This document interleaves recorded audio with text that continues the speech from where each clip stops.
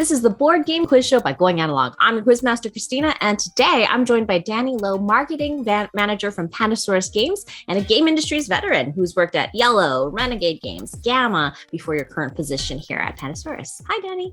Hello, Christina. Thanks for having me on the show. Welcome to the show. Tell us what you're up to these days, doing your busy job at Pandasaurus. Oh, yes, quite busy.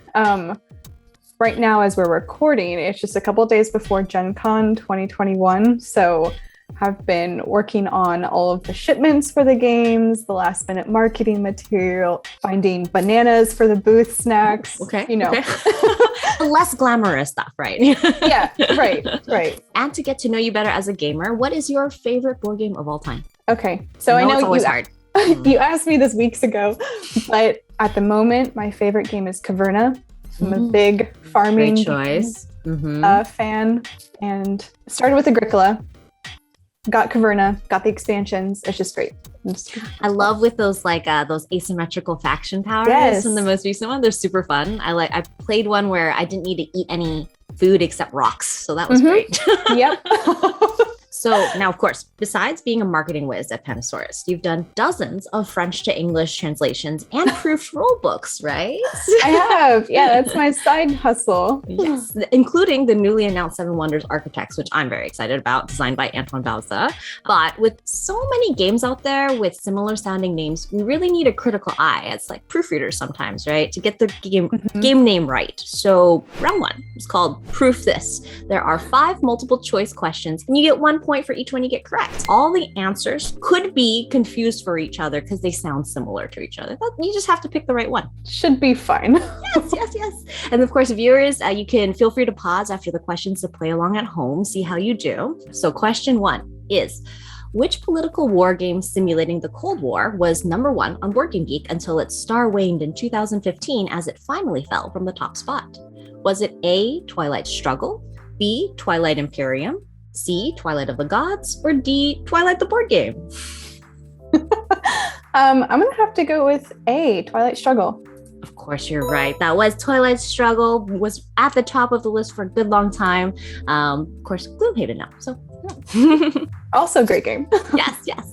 Okay, now question 2. Which artsy-fartsy game won the 2020 Spiel des Jahres award from the picky German judges? Was it A, Pictomania, B, Picturica, C, Pictures, or D, Picamino? Oh, this is harder than I thought. I'm going to pick B, Picturica, because of the exclamation point. Oh, it was a really good exclamation point. Unfortunately, it was just pictures. Dang it. I fooled you with all those picky games, but yes, good try. You take little pieces and build and try to copy pictures in this game. So, oh, how fun. In question 3, now geeks love Mars, always have, always will, right? Which of the following Mars-centric games was designed by the two Brunos way back in 2005? Was it A, Mission Red Planet, B, On Mars, C, Terraforming Mars, or D, First Martians? I know it's not some of those. So by the process of elimination, I'm going to go with D, First Martians. All right, good guess. They all sounded so similar, but it was Mission Red Planet. I thought that one was new. It does sound like it's cyclical, right? Games are cyclical. They're not going to come back anyway, so. It's okay. You still have some more questions to make it up. We've got question 4. Know what else gamers love? Pirates. Which narrative app-assisted sandbox game with over 400 unique stories made more than $500,000 on Kickstarter in 2020? Which pirate game was it? Was it A, Merchants and Marauders, B, Age of Sail, C, Sea of Legends, or D, Forgotten Waters? Okay, my confidence has been shaking. I feel like I know this one with C, Sea of Legends. And you're right. Yay! Redemption. You're fine. I picked very similar sounding names, so obviously. But you've got a last one here. Question 5 is, finally, what do we all have? Skulls. Which card game features characters such as the Mermaid, Pirate, and Tigress? Is it A, Skull, B, Skull King, C, Skull Tales, or D, Scoundrels of Skullport? Okay, up until you said Tigress, I thought I knew it. I'm going to stick with my original gut feeling with B, Skull King. And you're right, it is Skull King. Ooh, I don't remember the tigress though. So you did get 3 out of 5 questions right there. So you're looking good, looking good. And we're going to, dig deeper into your French background for this next round. Okay. So I know that you had a French major, I think, and you studied abroad in France. So I did. In picture round 2, we are going to call it I See France. I'm going to show you pictures of game boards from games named after French locations. There are a lot of games named after French locations. Not only will you get the game board photo, but you'll also get an unlabeled map of France with the location highlighted. So a little geography quiz. Okay. All right, that should help. Yeah, all you need to do is name the game. You can earn up to 5 more points here, and if you're playing along at home, just pause to play along. So let's take a look at our first puzzle. Name the game. I've highlighted a region. See the board here. This one is Castles of Burgundy. Oh, definitely. Very nice. Yes. One of my favorites. It's a fantastic game. Yeah. Very nice. You know your French games, it looks like. Let's take a look at this next one. Name of the game. I know what city that is. Is this game somehow related to Notre Dame? Oh, so close, so close. It was actually more general. It's just Paris. Dang it. I fooled myself. That one's it's a newer game from Kramer and Kiesling. And so, yeah, it was just called Paris. Very, very, some people call it overproduced. I call it just right produced for the type of game that you see. Okay, but you can come back on this next one. What about this location / game? What is this one? Ooh, this one is Troyes. Yes, you know your classic games. That's correct. There we go. Troyes for sure. Very nice, very nice. I'm just zooming through all this. Here we go. And fourth game. This one is Le Havre. Yes, I'm glad you can say that and not me. Excellent. I did not take French, so it's fine. Oh, fantastic game. Love it. And, but on the sea rather than just a farm, like a lot of other Rosenberg games, right? Right. Well, it's a great game. It's one I don't play very often because I do favor farming. But when I want the fishy smell, I just go to this one. You waft it in, to feel immersive. Yeah, exactly. Okay, one more picture. We have this game. Ooh. So I think there are 2 versions of this game.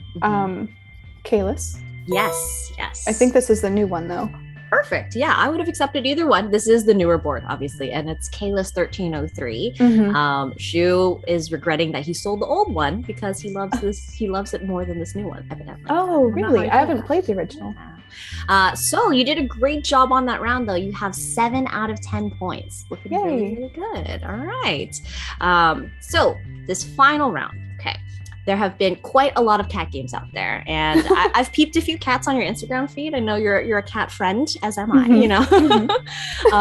So I wanted to find out how much you knew about cats, but from domestic cats to big cats, even like lions or tigers, in games that don't actually have cat in the title.